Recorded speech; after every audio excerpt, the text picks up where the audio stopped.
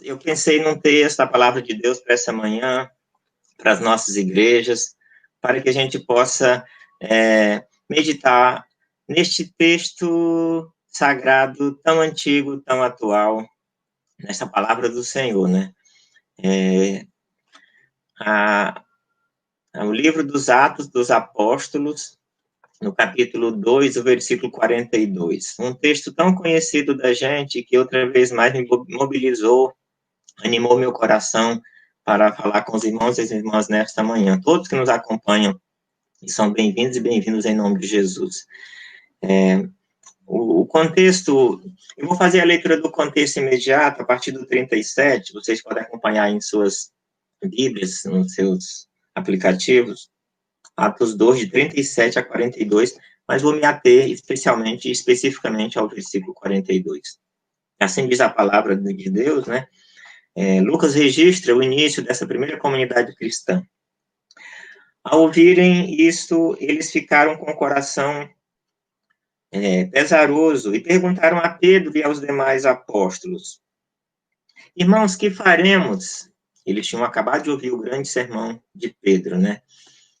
Sermão bíblico, sermão de Pedro. Que faremos? Versículo 38. Pedro, então, lhes respondeu: arrependei-vos cada um de vós e seja batizado em nome de Jesus Cristo, para o perdão de vossos pecados, e recebereis o dom do Espírito Santo. Porque a promessa é para vós, para vossos filhos e para todos que estão longe, a quantos o Senhor nosso Deus chamar. E os aconselhava e exortava com muitas outras palavras, dizendo: salvai-vos desta geração perversa. Desse modo, os que acolheram a sua palavra foram batizados, e naquele dia juntaram-se a eles quase 3.000 pessoas. O 42, que é o versículo, então, agora de base de nossa meditação nessa manhã, diz: e eles perseveravam no ensino, na doutrina dos apóstolos, e na comunhão, e no partir do pão, e nas orações. Releio, portanto, e eles perseveravam na doutrina dos apóstolos, na comunhão, no partir do pão e nas orações. Deus abençoe-nos na compreensão da sua palavra, que o Espírito de Deus nos abençoe a todos nesta hora. Irmãos e irmãs, essas duas comunidades aqui, Igreja Cristã da Tijuca e a nossa igreja brasileira, são igrejas que estão no processo de construção, são muito novas, né? Estamos aí na faixa dos 2 anos de desenvolvimento dessas comunidades, que são expressões de Deus e são expressões da busca por fazer a vontade de Deus nesse tempo em que nós estamos. E aí, uma pergunta para a gente pensar, como então a gente ser igreja? A pergunta pode ser óbvia, pode ser antiga, pode ser repetida, mas ela é absolutamente necessária e se impõe no contexto em que a gente está. Como ser a igreja do Senhor Jesus nesse tempo? Como a gente deve compreender esta palavra de Lucas, em Atos capítulo 2, 42, para pensar a nossa identidade e a nossa ação nesse mundo? E aqui nós temos no texto uma dimensão que pode ser chamada de a quádrupla identidade da igreja. Porque tem 4 expressões muito fortes, muito claras, muito conhecidas, e que queria convidar a igreja, vocês todos e todas, a outra vez mais a gente pensar nessas expressões. O texto diz: e perseveravam na doutrina dos apóstolos, inicialmente. Por que essa palavra perseveravam, né? Lucas escreve este material depois que esses episódios se passaram, obviamente, né? Lucas faz uma pesquisa cuidadosa, meticulosa, respeitosa dos fatos, atinente à realidade. Lucas não inventa mentiras, Lucas não é de fake news, Lucas não diz o que não é verdade, mas Lucas diz que escreveu daquilo que ele pesquisou e ouviu das fontes para dar conta dessa realidade. Então, Lucas apresenta essa comunidade de maneira posterior em relação àquilo que ela era e aquilo que ela estava fazendo, mas ele registra, portanto, fatos como sendo da natureza e da identidade dessa igreja. O que isso ensina para a gente hoje, né? Dessa comunidade que é uma comunidade que nos estimula a reflexão da nossa ação, né, e da nossa identidade e missão nesse tempo. Então, eles perseveravam na doutrina. Isso é, havia, nesta palavra, por detrás dela, o que mostra para a gente é o seguinte: havia muita tentação para buscar um outro caminho que não fosse o caminho, e que não fosse o ensino e a doutrina dos apóstolos de Jesus. Em todo o tempo, a igreja é seduzida por buscar uma outra religiosidade, por se associar a uma outra crença, por adulterar o evangelho de Jesus para submeter a outros falsos messias. Isso é grave e ela é preocupante, porque ao longo da história da igreja, essa tentação está dada para todos nós, para todos nós, para todas nós.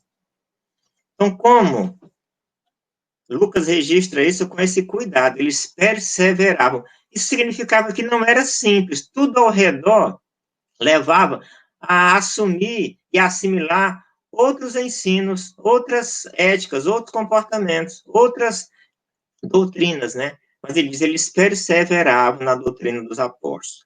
O que é uma doutrina, né? A palavra que aparece aqui, eu consultei, em todas as vezes que aparece a palavra doutrina, no contexto do Novo Testamento, nos evangelhos em particular, e em Lucas, também nas cartas de Paulo, aparece sempre de uma maneira que a expressão é didaquê, ou uma derivação dessa expressão didaquê, que é uma expressão conhecida da fé cristã. Porque ela significa, e ela diz respeito ao ensino da parte de Deus, mediado, portanto, pelos seguidores de Jesus.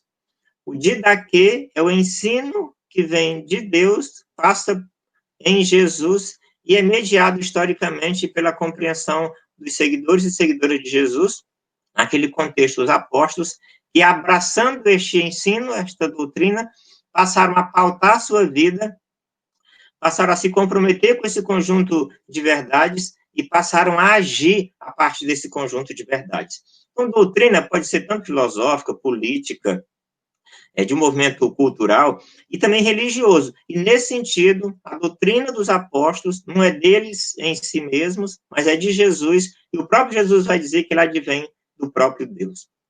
Então, com esse conjunto de crenças, de afirmações, de verdades, que os discípulos estavam comprometidos e passaram a viver e a prosseguir na sua trajetória, seguindo esses ensinos de Jesus. Então, perseveravam na doutrina dos apóstolos. Interessante isso como Lucas registra, né? Lucas muito honesto. A compreensão que eles têm de Deus, que passou por Jesus, já passou também pelos apóstolos. O que mostra para a gente de que toda a nossa leitura da Bíblia é mediada pela nossa dimensão histórica de pessoas, homens e mulheres, que possam, compreendendo esta palavra, fazê-la conhecida para as pessoas da sua própria geração. E nisso, irmãos e irmãs, há um perigo muito grande do adultério desta palavra, da corrupção dessa doutrina, do vilipêndio deste ensino e da negação daquilo que ele próprio quer dizer. Então, como ser igreja nesse tempo que persevera na doutrina dos apóstolos? E essa doutrina, como a gente diz, é a doutrina que é de Jesus mesmo. Os apóstolos seguiram os ensinos de Jesus. E Jesus seguia o ensino que era do próprio Deus. Se você depois puder consultar, Evangelho de João, no capítulo 7, versículo 16, Jesus diz, a minha doutrina não é minha, mas ela vem do Pai que me enviou. A minha doutrina vem do Pai que me enviou. E qual é a doutrina do Pai que ele enviou? João diz, os evangelhos dizem, Jesus diz, porque Deus amou o mundo. A doutrina de Deus é a doutrina do amor, amor doador, amor que dá o próprio Filho, amor que não é um discurso, que não é uma afirmação grega, filosófica, platônica, mas é uma afirmação concreta, testemunhal, de que este amor de Deus é Jesus que veio a todos nós dar a sua vida, para o benefício e para a salvação de todos nós. Então, isso é a doutrina, em suma, essa é a doutrina de Deus. A doutrina dos apóstolos é a própria vida testemunhada e sacrificial, doadora de Jesus, que vem do próprio Deus, porque Deus é amor. Esse é o cerne da doutrina dos apóstolos. E sabe de uma coisa muito interessante?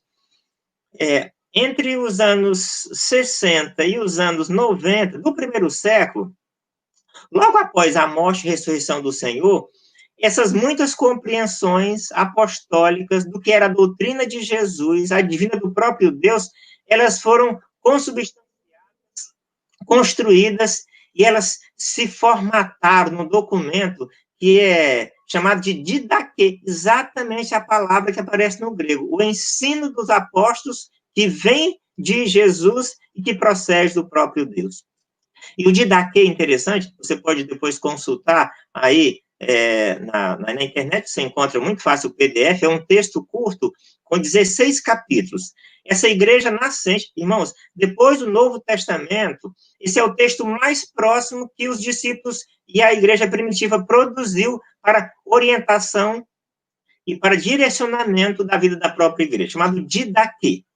O didaquê, ele tem, como eu disse, 16 tópicos. O primeiro tópico dele fala exatamente dessa doutrina dos apóstolos. Porque didaquê, doutrina, ensino, e o primeiro tópico fala exatamente disso.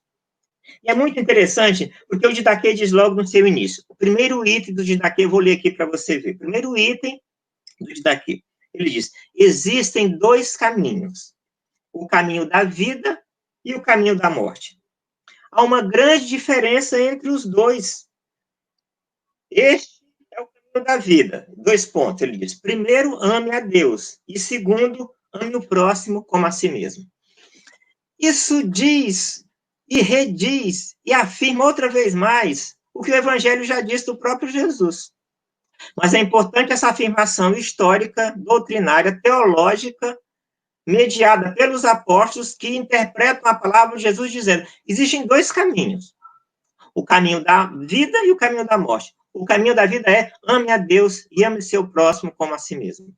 Então, a doutrina dos apóstolos, que vem de Jesus, que procede de Deus, é o amor a Deus e amor às pessoas. Então, é este amor que mobiliza, que potencializa, que sustenta e que mobiliza a igreja para a sua própria identidade e missão neste mundo. Não há como inventar a roda, não há como dizer de uma outra maneira. Então, esta igreja permanece, prevalece, se mantém a despeito de tudo ao seu redor, porque essa igreja poderia ter se tornado odiosa em função de tudo que ela viveu, pela morte de Jesus e pela perseguição aos primeiros cristãos, inclusive a morte violenta de quase todos os apóstolos, como a história e como a tradição registra. Então, irmãos e irmãs, essa igreja poderia ter se tornado odiosa e odienta, negando, inclusive, a sua própria fé, mas ela persevera, a despeito de tudo isso, na doutrina dos apóstolos. Porque perseverar numa doutrina boa, quando tudo vai bem, é quase que óbvio, racional, lógico, faz todo sentido. Mas essa igreja nega o ódio, a morte, a violência ao seu redor, e ela prevalece ligada à doutrina dos apóstolos, que é o próprio Jesus, que é o amor de Deus encarnado para a salvação de todas as pessoas. Então, perseveravam no amor de Deus, perseveravam no testemunho vivencial do próprio ser que é Jesus. Essa igreja, portanto, perseverou, não desistiu, não se corrompeu, mas ela prevaleceu neste amor. E amor é a antítese dessa morte, como diz o didaquê dos primeiros cristãos. É a antítese desse ódio, de que diz o texto aí, dos primeiros cristãos. Então, quando diz que eles perseveraram, eles não se corromperam com ódio ao seu redor, com a sociedade violenta ao seu redor, com o Estado romano, e, inclusive, parte da liderança religiosa oficial, que estava macomunada com o Estado romano por interesses, mas não, ela se distancia disso e ela se mantém ligada no amor de Deus, como exemplo de fé e como testemunho do seu compromisso com os ensinos dos apóstolos.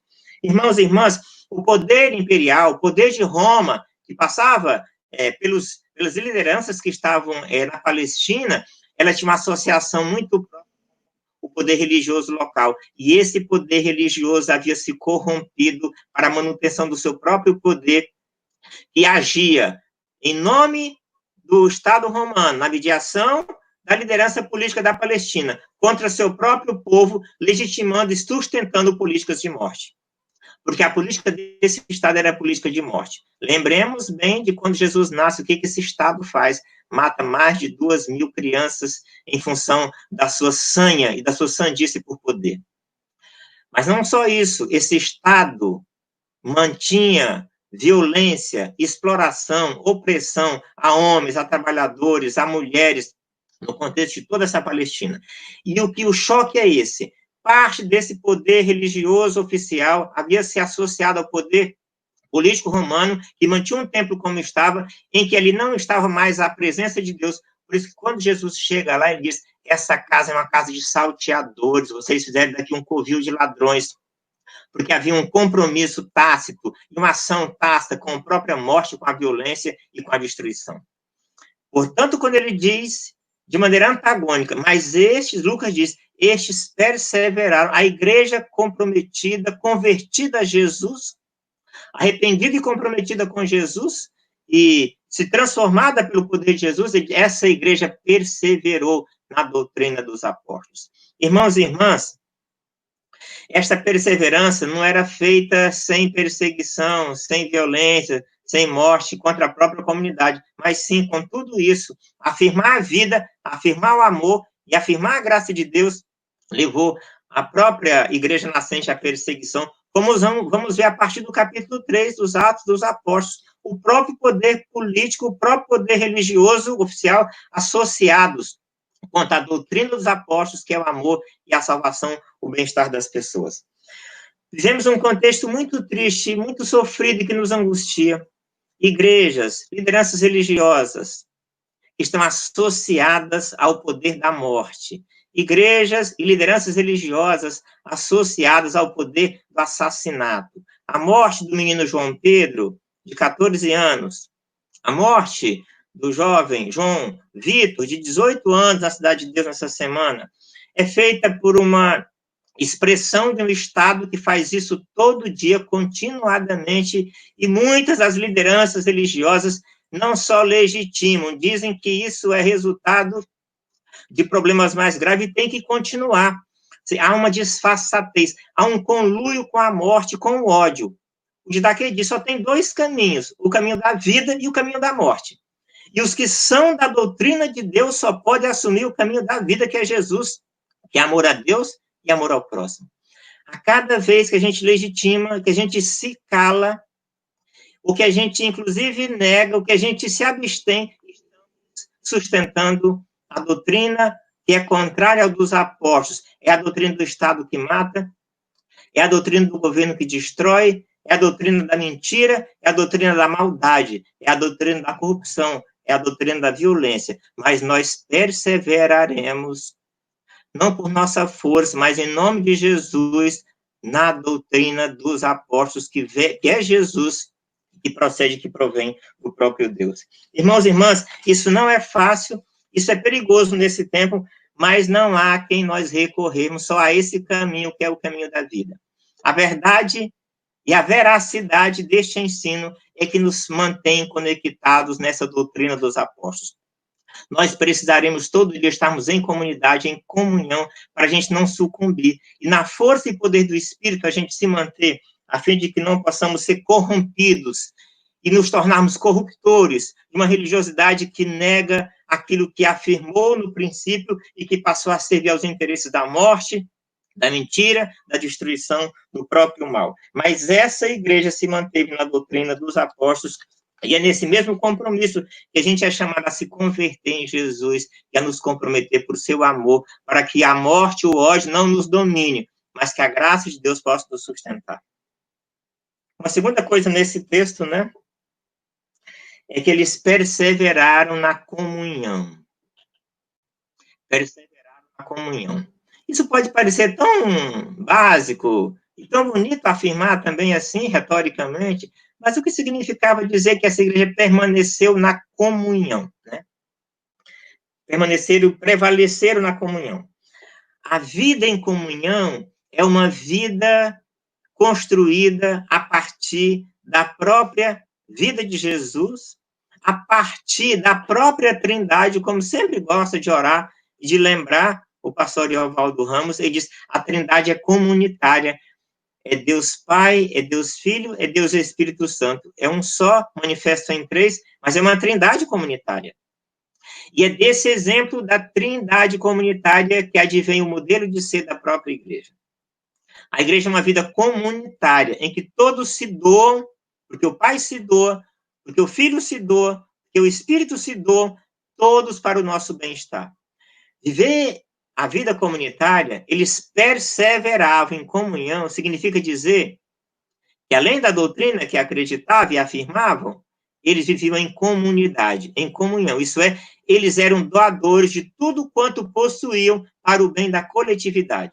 Seu tempo, suas orações, seus recursos, sua sabedoria, tudo quanto tinham não eram deles próprios, mas era compartilhado para o bem da própria comunidade.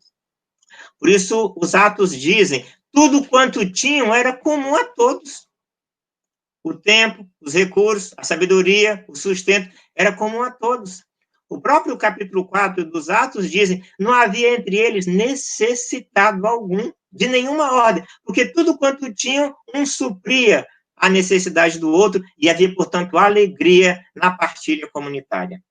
Irmãos e irmãs, o que tinha ao seu redor era uma sociedade individualista, porque isso vem desde já muito, era uma sociedade marcada por cada um preservar seus próprios interesses, por um sistema, inclusive, econômico, de mercado, em que cada um queria mais lucro sobre aquilo que tinha, a despeito disso prover indignidade, mal-estar e miséria para as outras pessoas.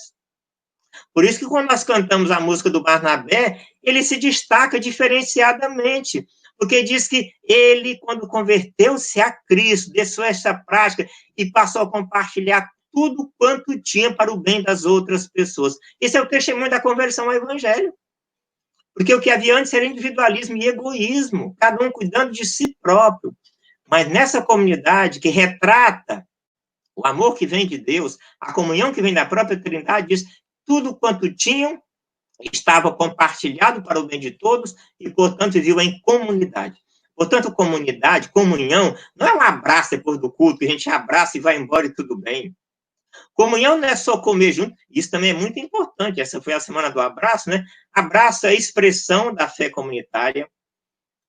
Viver em culto, como fazemos agora, é uma expressão da comunhão, mas isso pode acontecer numa festa de pessoas que não servem a Deus.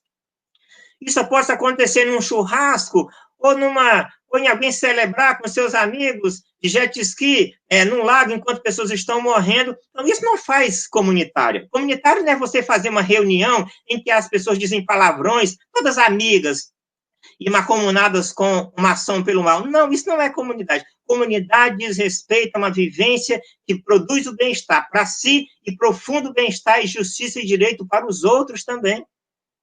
E aquilo que eu dou, como diz Madre Teresa, faz tanto falta para mim que dói em mim, mas quando dou para o bem dos outros, todos somos alimentados, todos somos abençoados, todos somos sustentados pela graça que vem e pelas riquezas todas que vêm de Deus. Por isso, irmãos e irmãs, uma expressão de perseverar em Cristo e na doutrina dos apóstolos é doar de tudo quanto nós temos para o bem da comunidade e para o bem do nosso próprio mundo. E uma expressão ainda mais radical dessa doação, ela tem a ver com doação econômica, com doação de recursos, com doação de bens. Quando fala que tinham tudo, que perseveravam em comunhão, a comunhão é a comunhão dos recursos, dos donativos, dos bens. Porque se eu dou os meus recursos, o meu tempo, os meus bens, eu já doei o resto mais. Isso é o mais difícil fazer, eu já doei o resto mais.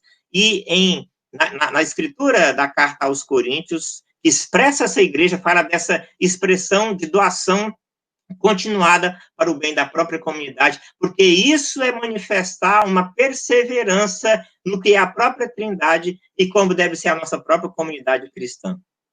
Por isso, Igreja Cristã da Tijuca, nossa igreja brasileira, irmãos e irmãs de igrejas espalhadas pelo Brasil, pelo mundo que nos ouvem, viver e perseverar na comunhão é perseverar com uma afirmação em Cristo de que tudo quanto tem é para o bem da comunidade, que o egoísmo não pode prevalecer, porque isso é do mal. Ananias e Safira morreram porque estavam associados ao mal do egoísmo, porque não doaram e não fizeram da maneira como eles esperavam, como era próprio da comunidade. Isso faz mal para todos nós. No guardar e no retrair, já desde o Antigo Testamento, isso faz mal, né? Isso faz muito mal. Esse alimento que Deus dá vai se apodrecer. Mas quando doamos, faz o bem e a alegria na casa. Por isso, quando Lucas conta a parábola de Jesus, traga todo mundo para casa, para que possa se alimentar, para que haja banquete na minha casa. E quando a gente lembra dos céus de Deus e da nova vida nossa, na expressão do porvir, diz que nós celebraremos todos juntos na casa do Pai. Então, perseverar na comunhão é não permitir, irmãos, que o egoísmo, o egocentrismo, a idolatria dos nossos recursos, daquilo que a gente tem, sirva para nós, mas que sirva para os outros. Vivemos um país de desigualdade social violenta, absurda, antievangélica, demoníaca, sustentada por práticas que não combinam com o evangelho de Deus. Essa comunidade cristã primitiva fez como Jesus fez, multiplicava os pães para todas as pessoas, alimentava todas as pessoas, servia todas as pessoas, atendia todas as pessoas. Comunhão, portanto, como fraternidade que substitui a opressão do poder imperial que queria tudo para si. Liderança religiosa que querem tudo para si, que exploram a partir de um sistema para o seu próprio benefício. A fé cristã e a perseverança na comunhão significa que nós fazemos para o bem comum, para a coletividade. Nisso consiste a identidade e a missão de uma igreja que é seguidora e que pratica o modelo da própria Trindade, que é comunitária, que tudo quanto tem doou para todos nós, para que pudéssemos ter vida e vida abundante. Esse é o sentido de ser uma igreja nesse tempo. Uma terceira dimensão do texto, e ele mostra para a gente, é que perseveravam no partir do pão. Interessante isso, né? Perseveravam no partir do pão. Irmãos e irmãs, quando Jesus... Isso se refere a quê? Isso se refere à Eucaristia. Isso se refere ao encontro do cenáculo para a realização da memória da Páscoa, em que Jesus estabeleceu o que a gente compreende como sendo a ceia do Senhor. E que encontro era esse do partir do pão? Ele se encontrava, primeiro que a tradição judaica encontrava-se regularmente para alimentações comunitárias e coletivas. Quando Jesus estabelece, portanto, a ceia, e é disso que o texto está tratando, ele fez isso no contexto da lembrança agradecida pela ação de Deus no passado por produzir libertação, tirando o povo da exploração e sofrimento escravocrata do Egito para uma vida de liberdade da terra prometida. Então, é disso que Jesus está falando, e é disso que ele está fazendo com seus seguidores. Jesus, portanto, ao fazer essa ação, ele está dizendo, nós somos gratos a Deus porque ele continua a nos libertar. E essa expressão que Jesus diz em Lucas capítulo 4 também, ele veio proclamar libertação. Então, a lembrança da Páscoa é lembrança da afirmação da libertação de Deus de todo tipo de exploração, de escravidão, de vilipêndio humano. E ele vem promover libertação. É isso que Jesus faz ao longo de toda a sua vida. Uma mulher explorada por um sistema religioso, ele produz libertação para ela. Uma outra mulher que é desrespeitada, discriminada, e por um sistema machista, ele produz libertação para ela, que é a mulher samaritana. Então, Jesus produz libertação para as crianças, para homens explorados por um sistema que dominava religiosamente e politicamente o seu próprio contexto. Ele vem promover libertação. A cada vez, portanto, que eles celebravam a Páscoa, uma vez por ano, eles recordavam-se da libertação do Egito. Irmãos e irmãs, sabe o que significa a ceia agora que ele faz com seus seguidores? A cada vez que a gente celebra a ceia, a gente celebra com memória imediata, não de um ano atrás, mas de que Jesus morre por nós sempre, todo dia.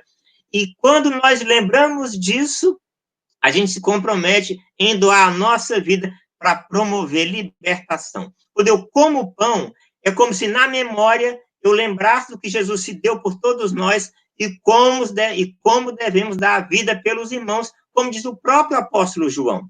Então, a comunhão e o partir do pão estão associados. Nesse sentido, quando eu parto o pão em comunidade, nós celebramos a doação de Cristo por nosso favor e para a nossa libertação e para a nossa salvação e para a nossa vida, mas não só como memória, como afirmação da vida nesse tempo, para que nenhum João Pedro, para que ninguém venha a ser alvo do vilipêndio, da perversidade, do Estado ou do crime, qualquer que seja o crime, estando no palácio, estando na rua, estando onde quer que esteja, escondido onde quer que seja, o poder de Deus quer operar para que haja bem-estar para todos nós.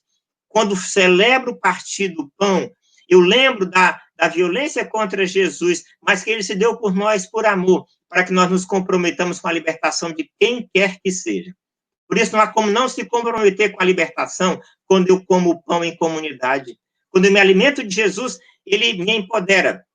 Ele me dá força do seu espírito para me comprometer coletivamente para promover a libertação contra toda a exploração, contra toda a opressão, contra toda a maldade desse tempo. Jesus, portanto, ao dizer em Lucas de que ele veio promover libertação, ele diz do que é os problemas do seu tempo. Liberdade aos oprimidos, promoção de liberdade aos cativos, vista aos cegos, anunciar o ano da graça do Senhor. E a gente pergunta quais são as explorações desse tempo. Quais são os vilipêndios, as maldades, as opressões desse tempo? Mulheres assassinadas violentamente nesse tempo de pandemia e todo o tempo, né? Machismo deliberado e crescente, né? Racismo prevalecente e continuado nas estruturas que você, às vezes, nem consegue perceber, nas estruturas que se mantêm. Violência, LGBTfobia contra todas as populações que não estão na heteronormatividade. Pessoas que são alvo de violência todo o tempo e todo dia, e que não é conosco, então tudo bem. Não, Jesus se compromete, se doa por essas pessoas todo o tempo. Ao partirmos o pão, agradecemos a doação de salvação de Jesus por nós e nos comprometemos em Jesus para que todos possam ter vida, todos e todas possam ter vida e vida abundante e se alimentarem deste pão da vida que é o próprio Jesus. Irmãos e irmãs, não há outro jeito de não perseverar, porque se nós fraquejarmos nisso, nós teremos sucumbido à doutrina da morte, à doutrina da corrupção, à doutrina da violência, à doutrina que legitima o machismo, o racismo, a LGBTfobia, toda a maldade contra as pessoas mais enfraquecidas, como ele próprio diz. Isso é uma necessidade de conversão de todos nós, todo dia, em nome de Jesus. E sabe de uma coisa? Se nós, para completar, o texto diz o quê? E essa é a coisa que eu quero dizer para vocês, para todos nós, para mim, nessa manhã. Eles perseveraram em oração. Eles perseveraram, eles se mantiveram na oração a Deus. Sabem por quê? Porque eu posso me manter na doutrina dos apóstolos, que é a doutrina do amor, amor que salva, amor que é doador.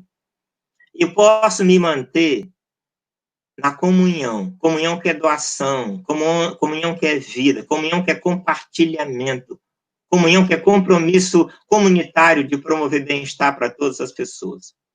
Eu posso me manter na afirmação religiosa, dogmática, ritual, do sacrifício de Cristo, de fazer a ceia, mas isso pode não me comprometer com a promoção da vida todo o tempo, e vidas continuam a ser ceifadas, e violência continua a acontecer. Eu posso fazer tudo isso. A gente pode, como igreja, nossa igreja brasileira, Igreja Cristã da Tijuca, outras mais, fazemos tudo isso, mas sabe de uma coisa? Se não dependermos do poder que vem de Deus, nós não conseguiremos êxito em nenhuma dessas ações e não seremos igreja do Senhor. Não está em nosso poder. Não está em nossa possibilidade. Não está em nossas mãos. Está sob a direção de Deus. E quando digo isso, não me aniquilo da responsabilidade, antes pelo contrário, o que dissemos tudo até agora é do nosso compromisso.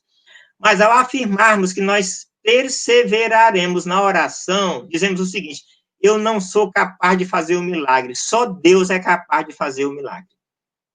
Eu me comprometerei com a doutrina dos apóstolos e farei em comunidade, em comunhão, em associação com os irmãos, a afirmação do amor que salva, a perseverança na comunhão que doa, a perseverança no partir do pão que afirma a salvação e a libertação em Cristo, mas não está no meu poder. Há coisas que transcendem e que eu preciso e necessito me submeter a Deus, pedir a sua misericórdia, a sua intervenção, o seu milagre, para que a obra dele possa acontecer no mundo, a despeito de todo o mal que há no mundo. Irmãos e irmãs, essa igreja viu que não podia tudo, que mesmo mantendo a doutrina, que mesmo mantendo a comunhão, que mesmo mantendo o partir do pão, eles percebiam que necessitavam prevalecer na oração, de que vem de Deus todo o poder para operar na nossa própria fraqueza e fazer a sua vontade acontecer nesse mundo de tanta maldade. Então, nós nos colocamos na relação com Deus, na oração, para clamar ao Senhor o seu poder, a sua misericórdia, a sua intervenção, o seu milagre, porque estamos cansados, porque estamos, às vezes, desanimados, porque não vemos mais solução para este mundo, porque achamos que não tem mais jeito, porque achamos que não há mais caminho, mas só há dois caminhos, diz o Didaquê, o caminho da vida e o caminho da morte. Quando eu acho que não há mais jeito, eu já sucumbi ao caminho da morte, porque ele vai prevalecer e vai dominar. Ele tem muitas armas, ele tem muito poder, ele se arma cada vez mais. Mas quando eu me coloco com Deus e na oração a Deus, eu busquei a maior força que vem do próprio Deus, e eu busquei o milagre que vem de Deus, e eu me comprometo solidariamente com a comunidade para buscar o favor e a intervenção do próprio Deus, e o poder de Deus vai operar na nossa fraqueza, e grandes coisas o Senhor faz e fará por nós.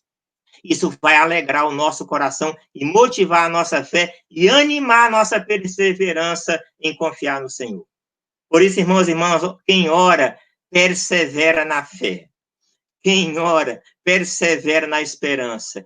Quem ora, não de tudo ao seu redor. Quem ora, não se entrega, mas persevera na confiança, na afirmação. E por mais que seja frágil essa fé, é o que dispomos e é o que precisamos para não sucumbir, mas para vencermos em nome de Jesus. Completa, irmãos e irmãs, dizendo o seguinte: quem persevera na doutrina dos apóstolos, usando uma linguagem humana, mas que faz todo sentido do nosso tempo, quem persevera na doutrina dos apóstolos, persevera na ética política do amor. E política aqui, como aquilo que produz o bem-estar para o coletivo, para todo mundo. Quando eu persevero na ética política do amor de Deus, eu produzo bem-estar para mim e para todas as pessoas. Porque Deus amou o mundo e quer o bem-estar de todo mundo. Então, quem persevera na doutrina dos apóstolos está comprometido com a ética política do amor de Deus, porque quer o bem-estar de todas as pessoas. Se queremos ser igreja, nossa igreja brasileira, Igreja Cristã da Tijuca, se queremos ser igreja, e ponto, se queremos ser igreja, estamos e devemos estar comprometidos com a ética que afirma o amor, que nega o ódio, que nega a morte, mas que afirma a ética política do amor para todas as pessoas.